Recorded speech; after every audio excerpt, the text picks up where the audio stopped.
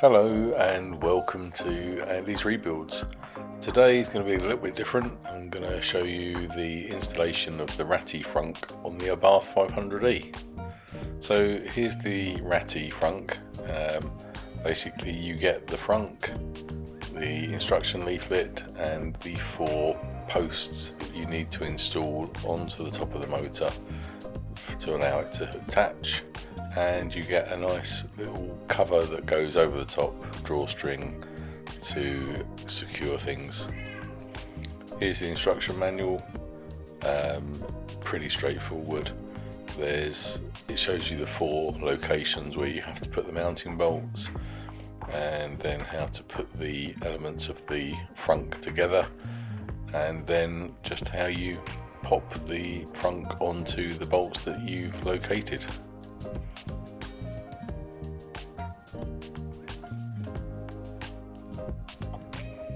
So as you can see, I'm all ready. Let's get on with this then. Now, I'd originally recorded the audio for this, but the microphone wasn't working, so I'm having to do it with voiceover. And I'm just showing you here where the bolts attach. On the right hand side here, you take these 2 bolts out, whereas on the left hand side, the fitments that you get with the Rati just screw on top of the bolts because they're extra long. So you can literally just locate them on top, as I'm doing here, and then they just wind down on top.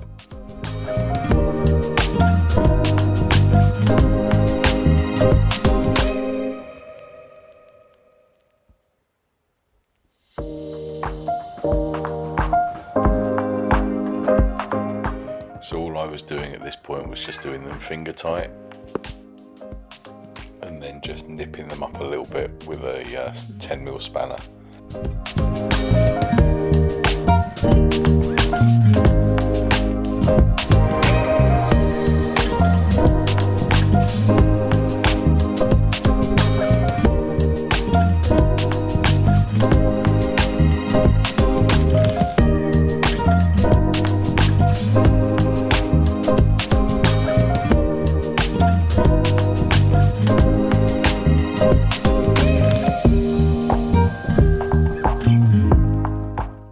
Pretty straightforward.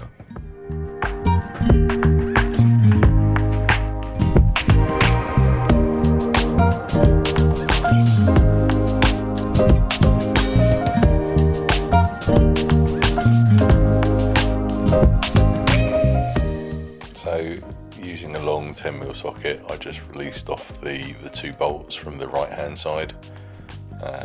They're only small bolts, so they really don't take a lot of undoing. And once you've got those out, then it's just a matter of getting the bolts that are supplied with the kit and putting those in place.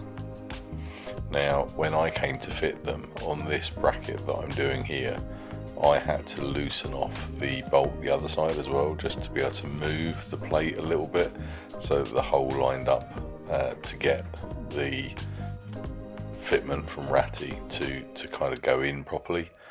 So bear that in mind. If you have to do it, you may just need to slacken off both sides of the bracket in order to give yourself a little movement on it. But once I'd got that in, I then just tightened them both back up and had no issues at all.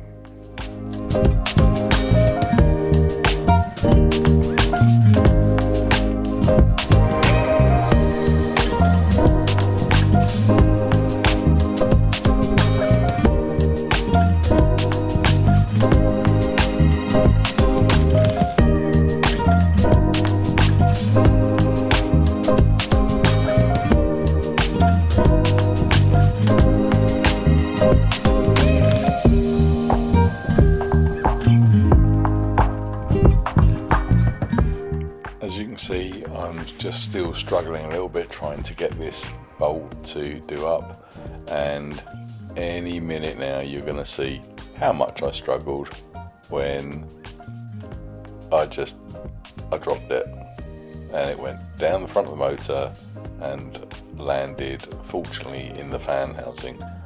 So a bit of searching and I found it and managed to retrieve it without having to take all the under tray off. but you're just about to see it literally disappear and fall off and go down the front. There it goes. So when you're doing this, if you decide to do it, don't do that, because it's a right pain in the backside.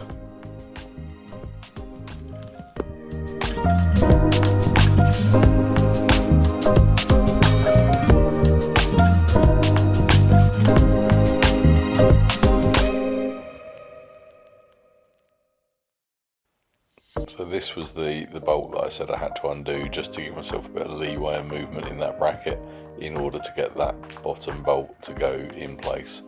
But like I say, I just slackened it off a bit, was able to move the bracket, line the hole up a bit better, and then it went straight in.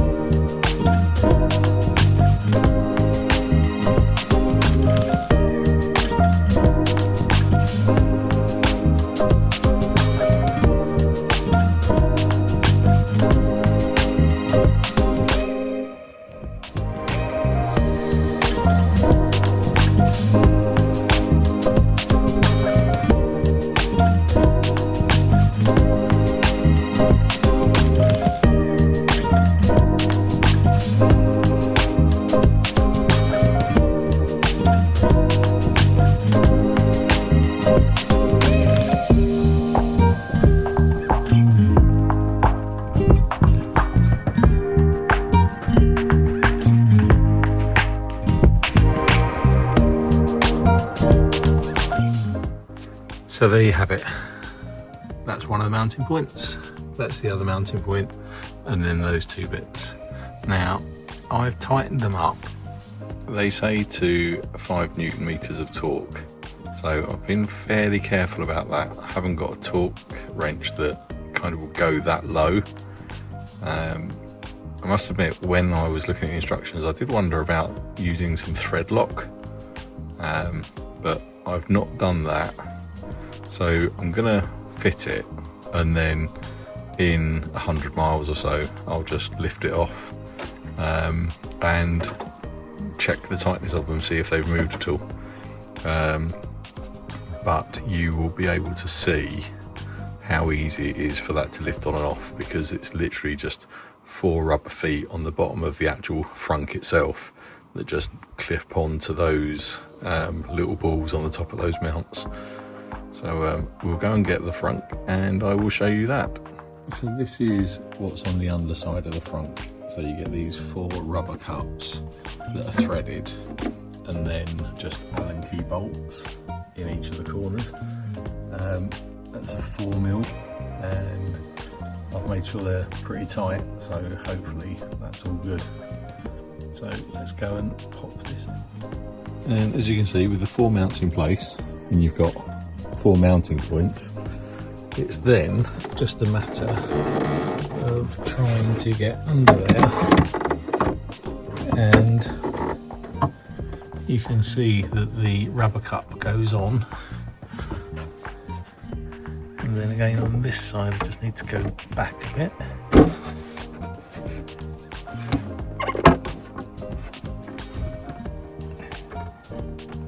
It is not easy to do this one-handed whilst holding the phone.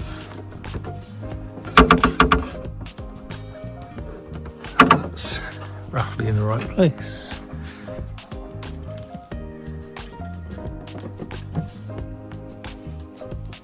And that's that one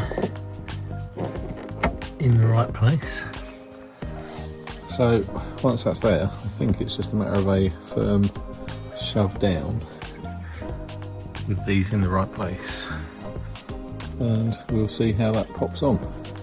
And there you have it. So that's popped down into place, and as you can see, it's not going anywhere. And when you look down here, you can see how it mounts onto those rubber cups. That's nice and secure.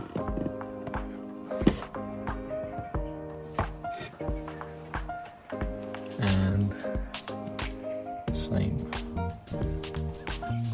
on this side, just pops down into place like that. And now that's it, that's the whole thing fitted. So let's go get the charging cable and get that in place. Charging cable fits in. You do have to wind it up quite tight loops to make it fit in, but it's a nice snug fit, and I don't think that's going to rattle around or make any noises. Yeah, and you've still got a bit of space to put some other stuff if you want. Not a lot, but there is room. And there it is, all installed with the cover on. I moved the tyre inflator kit that you get with the car and put that in here as well. So that is tucked in under the charging cable. So, and it's a adjustable fit, you can put it tight.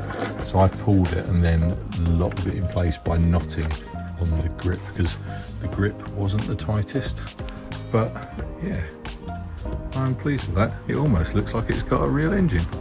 So we'll see what goes on, see if we get any